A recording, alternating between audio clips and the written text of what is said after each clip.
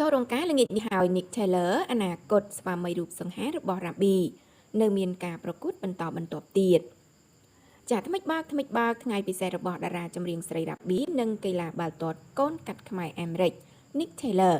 ចាបានឈានមកដល់ហើយដោយនៅរសៀលថ្ងៃទី8ខែឧសភាឆ្នាំ2025នេះចាកូនកំឡោះក្រមុំខាងលើនឹងរៀបចំពិធីសូត្រមន្តក្រុងប៉េលីចាគណៈមង្គលការនឹងរៀបចំឡើងនៅថ្ងៃទី9ខែឧសភាឆ្នាំ2025ខាងមុខនេះចាដឡាយងាកទៅកាន់កូនក្រមុំកំឡោះឯនោះវិញមុននឹងពិធីចាមង្គលការចាប់ផ្ដើមម្នាក់ហាក់មិនសូវមានពេលទំនេរនោះឡើយពលគឺទាំងកញ្ញា Rabby និងលោក Nick Taylor ចាកាន់តែមានការងារចូលមកជាបន្តបន្ទាប់ជាក់ស្ដែងបាននិយាយពីកូនកំឡោះលោក Nick Taylor ឯនោះវិញពុំមានពេលសម្រាប់សោះឡើយដោយមុនដល់ថ្ងៃចូលរោងគឺលោក Nick Taylor មានការប្រកួតបាល់ទាត់ជាប់គ្នា